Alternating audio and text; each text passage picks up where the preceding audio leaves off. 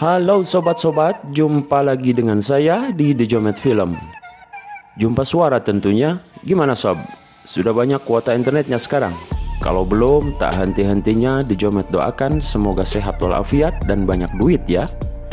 Kali ini sob, kembali The Jomet ingin menceritakan sebuah alur film yang diberi judul Alone 2007. Film ini masih dari negeri yang dijuluki Gajah Putih, yaitu Thailand. Film ini disutradarai oleh Banjong Pisantanakum, bertajuk horor dan romantis, yang menceritakan tentang anak yang lahir dengan keadaan kembar siam atau kondisinya kembar dempet, apa gimana ya namanya itu. Pokoknya itulah, kembar dempet. Saat ia sudah dewasa, kemudian mereka berdua mencintai laki-laki yang sama sob. Nah, lalu apakah yang akan terjadi? Daripada terlalu banyak cerita di awal yang tentu saja akan mengurangi keseruan di film ini, lebih baik siapkan kopi sajemlung, ududna tilu batang, cemilana bala-bala hanet maka cengek. Mantap. Yuk mari kita masuk ke ceritanya sob. Jangan lupa ngeliat dulu ah.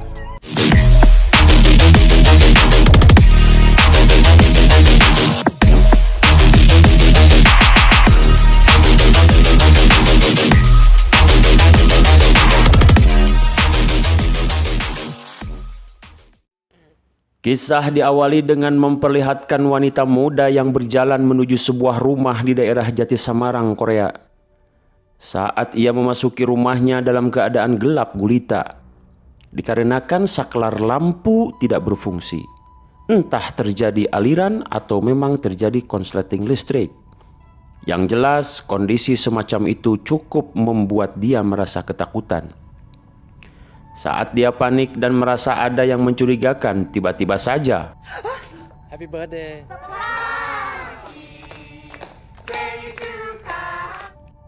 ya, ternyata itu adalah kejutan dari sang suami untuk istri tercintanya. Yang dimana malam itu adalah tepat hari ulang tahun istrinya yang bernama Pim, dan ini suaminya yang bernama Wee.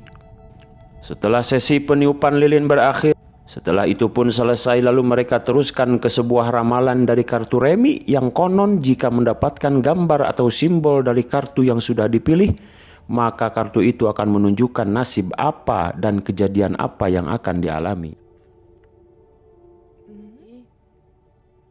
네가 예전에 잃어버린 적 있어? 다시 찾을 수 있을 것 같은데? Lalu saat kartu itu dibuka, si temannya pun menjelaskan tanda-tanda dan arti dari simbol gambar tersebut, yang bahwasannya kartu itu telah menunjukkan kalau si Pim akan mendapatkan kembali sesuatu yang pernah hilang. Temannya pun menjelaskan artinya di sini bukan kehilangan sesuatu barang, akan tetapi apakah kau pernah mengingkari janji seseorang dan orang itu akan datang kembali padamu untuk menagih janji itu. Lalu wajah si Pim pun terlihat cemas seperti ada sesuatu yang ia sembunyikan. Singkat waktu, malam pun semakin larut. Diperlihatkan si Pim sedang menyuntikkan sesuatu pada suaminya. Setelah itu pun terdengar suara telepon berdering. Ternyata telepon itu dari rumah sakit di Thailand, yang memberitahukan bahwa ibunya si Pim dirawat di rumah sakit karena mengalami stroke. Kemudian mereka berdua pun harus berangkat ke Thailand untuk menjenguk ibunya. Saat si Pim berada di kamar mandi, tiba-tiba ia membuka bajunya dan kita akan melihat bekas luka di perutnya. Tapi ternyata itu hanya mimpi.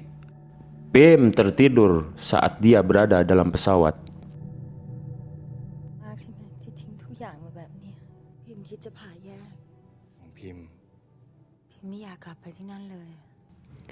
Singkat waktu mereka berdua pun tiba di Thailand dan langsung menemui ibunya di rumah sakit.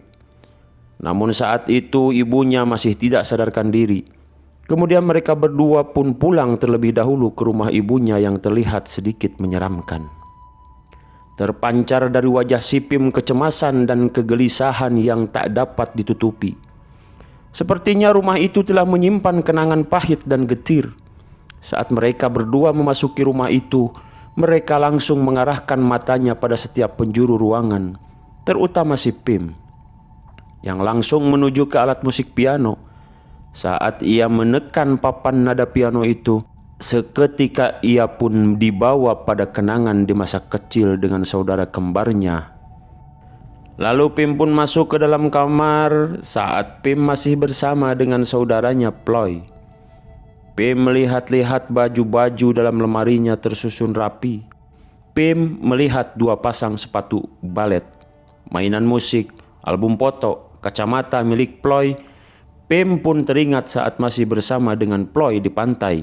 Sampailah pada lagu yang disukai oleh Ploy yang saat itu telah diputar oleh suaminya dengan alat pemutar musik yang sudah jadul dalam bentuk kaset piringan hitam.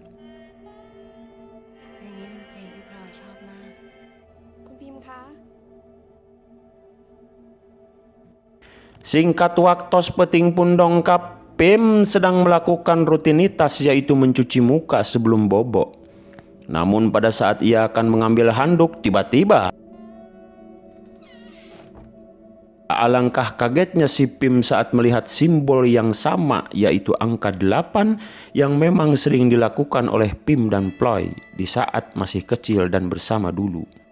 Namun Pim tidak menghiraukannya.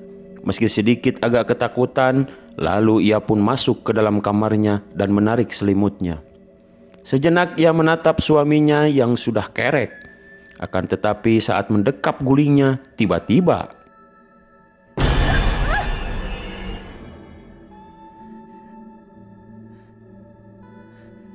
si Pim pun menjerit dan membangunkan suaminya.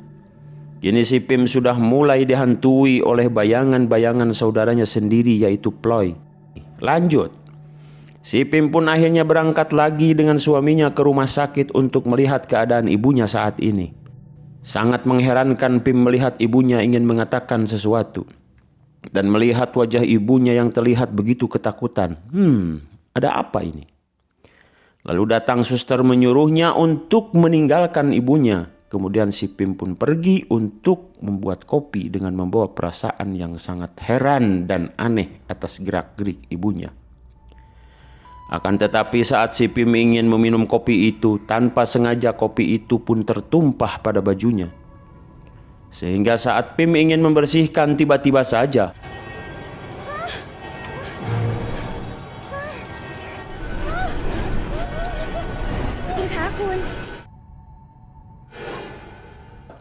kembali Pim berhalusinasi.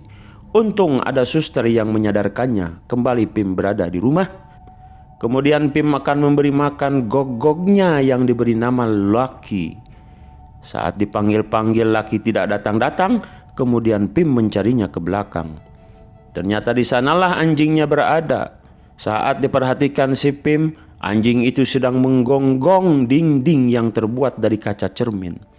Seolah-olah ada sesuatu yang menarik perhatiannya di balik cermin itu. Saat Pim mendekati cerminnya, tiba-tiba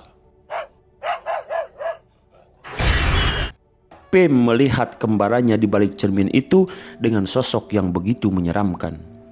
Pim akhirnya pun terjatuh dan pingsan saking kagetnya.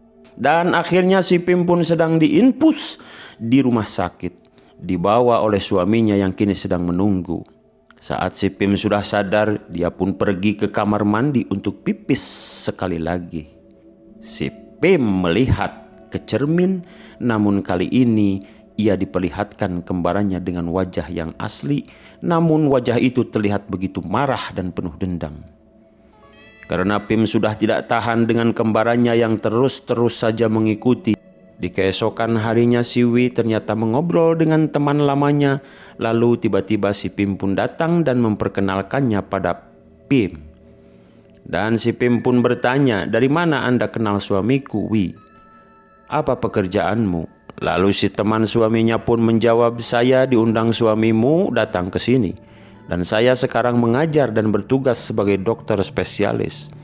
Lalu Pim bertanya kepada si dokter itu, "Ilmu kedokteran apa yang Anda ajarkan?" Dokter itu pun menjawab agak sedikit canggung, "Saya mengajar dan bertugas sebagai dokter psikiater."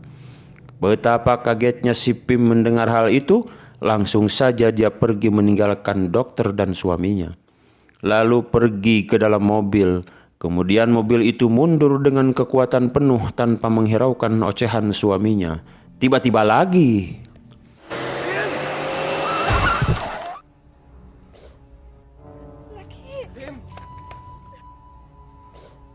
Nah loh, gogognya yang bernama Laki kini mati terlindas ulah dari si Pim. Dengan kejadian itu akhirnya si Pim diperiksa dan di-scan otaknya, lalu diuji oleh si dokter tentang kejiwaannya. Lalu kemudian si dokter meminta si Pim untuk menceritakan tentang kembarannya itu. Sehingga setelah mendengar cerita itu si dokter pun menanyakan, lalu apa alasannya sehingga kau memutuskan untuk berpisah? Pim terdiam. Dokter pun tak ingin mendengar lebih jauh, maka si dokter pun mencukupkan sampai di sini dahulu. Setelah mengetahui penyebabnya, si dokter pun menyampaikan hasil diagnosanya kepada suaminya, bahwa Pim mengalami delusi dan perasaan bersalah yang begitu besar pada saudara kembarannya. Lalu Wi bertanya, apakah bisa disembuhkan? Si dokter menjawab, oh tentu saja, ini hal biasa. Jadi kalian bisa kembali saja ke Korea dan insya Allah akan sembuh. Tapi si Wi merasa untuk saat ini mungkin belum bisa kembali ke Korea. Tidak mungkin meninggalkan ibunya Pim yang sedang sakit dan belum sadarkan diri. Lalu si Wi memperhatikan istrinya dari jauh. Rupanya si Pim sedang berdiri di pinggir pantai dan berjalan-jalan sambil mengingat kenangan saat ia masih bersama saudara kembarnya. Setelah merasa terlalu jauh Pim pun berjalan. Pim memutuskan untuk kembali. Namun saat ia membalikan badan dan langkahnya, eta tiba-tiba saja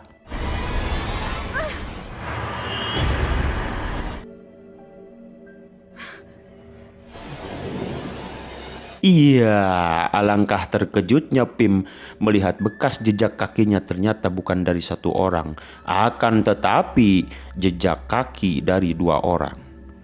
Lantas si Pim pun berlari ketakutan. Setelah sampai di rumah, ia mendengar suaminya sedang berbicara dengan seseorang di ruang makan. Dengan perlahan si Pim pun berjalan mendekati ke arah suara itu berada. Eta tiba-tiba iya, ternyata yang dia lihat adalah kembarannya sendiri dengan mata bocos mengeluarkan darah. Akan tetapi itu hanya mimpi juga sob. Lanjutlah, setelah Pim terbangun dari mimpi itu, Pim dipenuhi dengan keringat dan ketakutan. Lalu ia bangkit untuk menyalakan kipas angin. Namun kejadian demi kejadian seolah-olah tak pernah berhenti. Dalam mimpi pun terus dihantui. Dalam kehidupan nyata pun tak ada beda. Kembali Pim merasakan kehadiran sesuatu di atas sana. Nyata tiba-tiba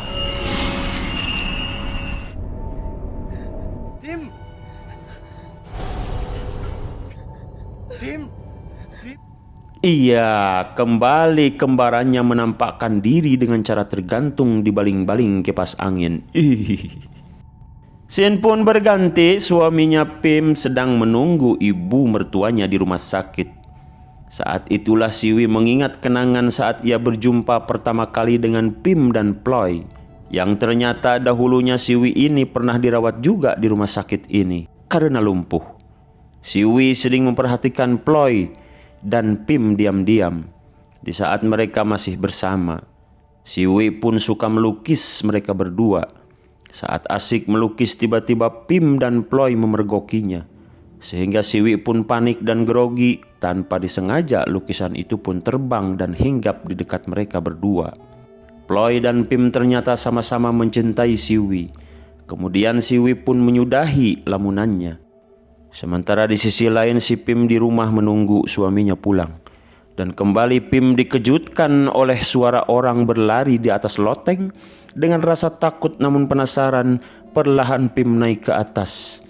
Begitu ia masuk ke dalam ruangan, tiba-tiba ia melihat kacamata saudaranya, Ploy, di atas meja.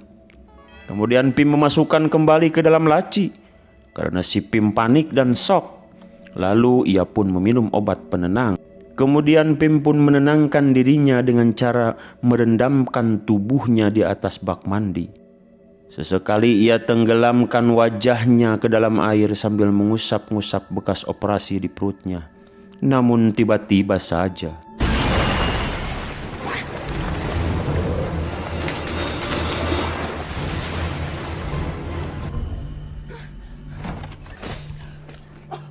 sekali lagi kembali kembarannya pun datang dan menarik Pim ke dalam air. Pim meronta, berusaha untuk melepaskan cengkraman yang membuat hampir kehabisan napas. Namun beruntung Pim berhasil melepaskan diri dari cengkraman itu. Lalu si Pim keluar dari kamar mandi dan anehnya tiba-tiba lampu menjadi padam. Untung ada senter. Saat ia menyoroti satu ruangan, tiba-tiba saja Pim melihat kaki yang tergantung. Pim terkejut dan senter pun terjatuh. Kemudian ia pun mencari sumber suara piano itu. Dan tiba-tiba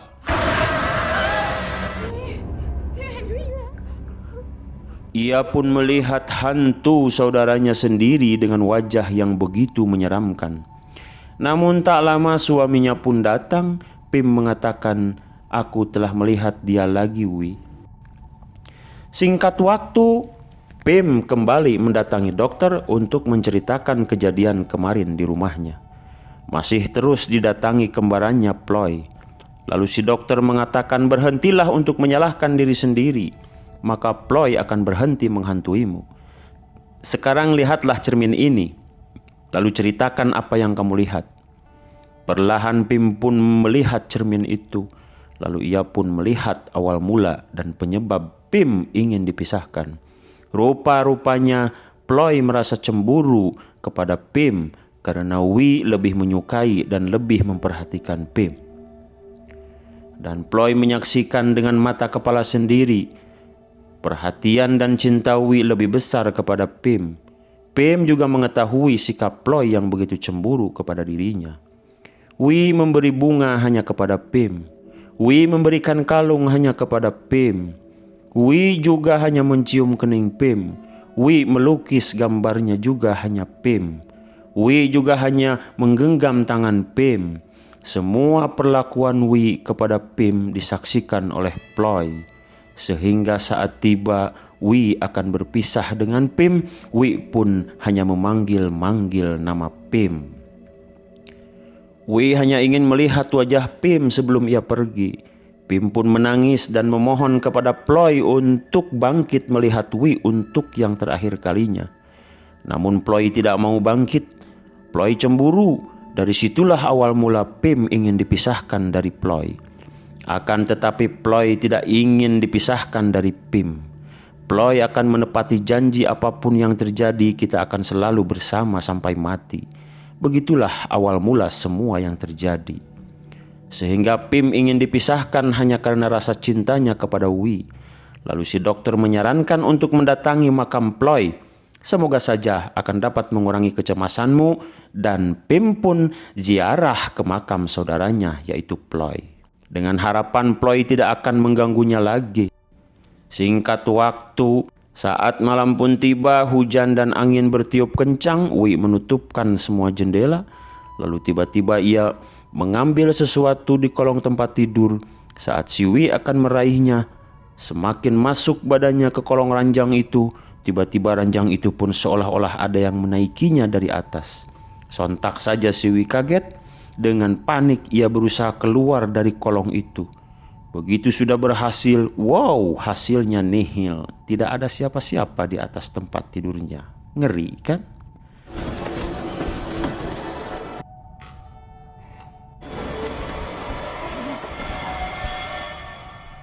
Lalu si Wi pun menemukan lukisan yang dulu pernah ia berikan kepada Pim.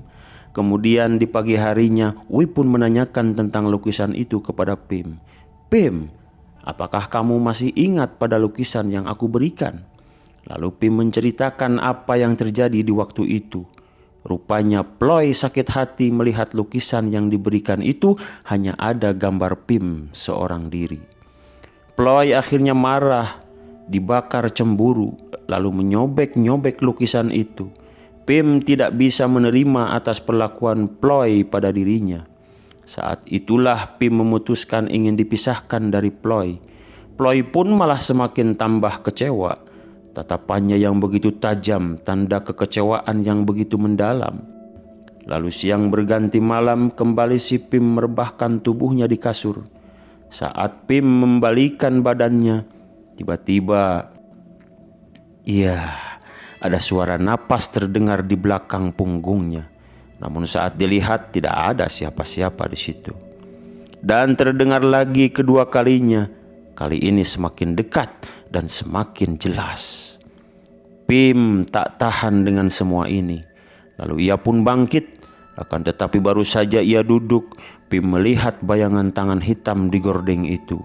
Pim semakin takut dan merapat ke tepi. Lalu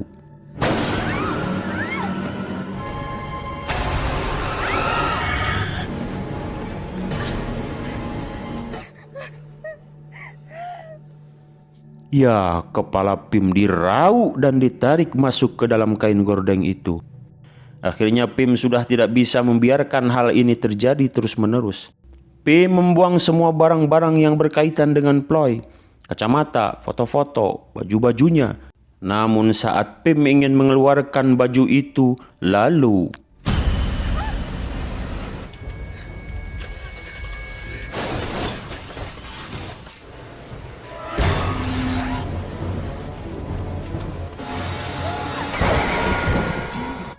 di dalam lemari pun bayangan Ploy masih terus menghantui. Pim bingung apa yang harus dilakukan. Ploy tak henti-hentinya mengikuti. Saat kilat menyambar, penampakan wajah Ploy dan dirinya terus-menerus terlihat. Kemudian suaminya membawa Pim ke rumah sakit.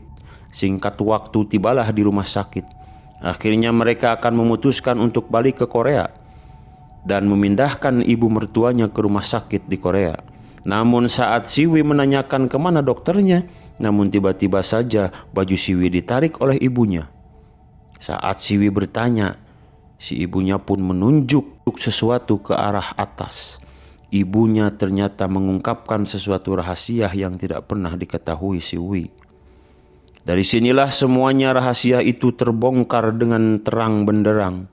Ternyata ibunya memberitahu Siwi bahwa sebenarnya yang sudah meninggal itu adalah Pim. Siwi akhirnya mendatangi kuburan itu dan ternyata benar di batu nisan itu tertulis nama Pim. Betapa terpukul dan syoknya Siwi, ternyata selama ini ia dibohongi oleh istrinya. Dan yang lebih menyakitkan lagi adalah selama ini dia hidup bersama dengan orang yang tidak dia cintai. Istrinya itu ternyata adalah Ploy. Tak menunggu lama si Wi pun menemui istrinya. Saat tiba di sana, Wi melihat istrinya sedang menangis. Kemudian langsung memeluk suaminya dan memberitahukan bahwa ibunya telah meninggal. Si Wi pun kaget. Lalu bertanya pada istrinya, bagaimana ia meninggal? Namun naas, si Wi sudah diberitahukan oleh ibu mertuanya sebelum si Ploy membunuhnya. Aku sudah diberitahukan oleh ibumu kalau kau bukanlah Pim. Kemudian istrinya pun menceritakan yang sesungguhnya terjadi. Ternyata Ploy tak tahan dengan api cemburu, sehingga Ploy memutuskan untuk tidak berpisah dari Pim selamanya. ไปจนตาย ไม่ ฉันจะอยู่กับแกอย่างเงี้ย เราแยกกันเถอะรู้ไหม แกมันเป็นพี่ทำไม ไม่ ฉันไม่ใช่ส่วนเกินเฮ้ย Ploy akhirnya mencekik Pim sekuat tenaga, lalu akhirnya Pim pun tewas. Sebenarnya Ploy tidak berniat ingin membunuhnya. Namun karena api cemburu yang begitu membara sehingga membutakan Ploy. Setelah mendengar pengakuan itu, si Wi mengatakan, "Tega sekali kau Ploy."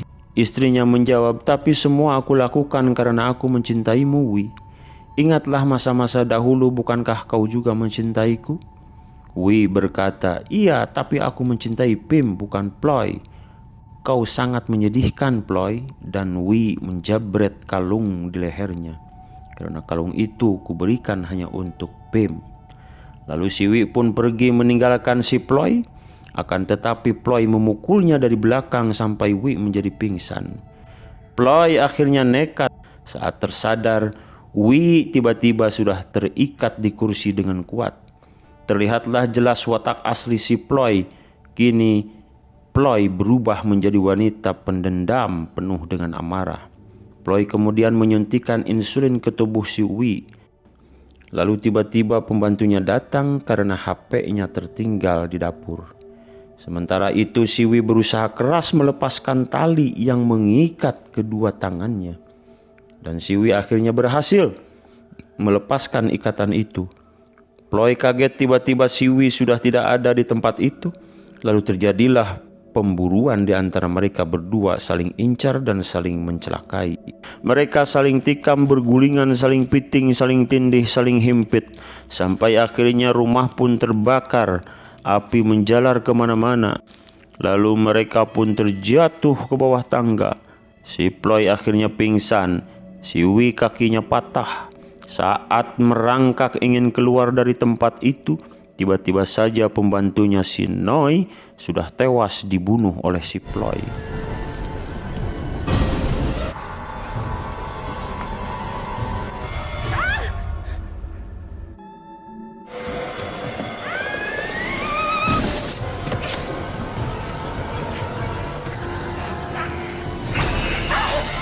Akhirnya si Wee pun berhasil keluar dari rumah itu. Sementara si Ploy masih terkurung dalam lemari. Tiba-tiba saja di dalam lemari itu arwahnya si Pim yang gentayangan merangkak di atas tubuhnya si Ploy. Seolah-olah si Pim menagih janji akan selalu bersama sampai mati. Dan kini Pim pun datang menagih janji itu. Akhirnya terbayar sudah janji itu. Lunas. Kini mereka berdua, Ploy dan Pim, kembali menyatu bersama-sama di dunia lain. Malam pun berganti pagi. Wee terlihat berdiri di kuburan Pim, lalu meletakkan kalung itu di batu nisan Pim.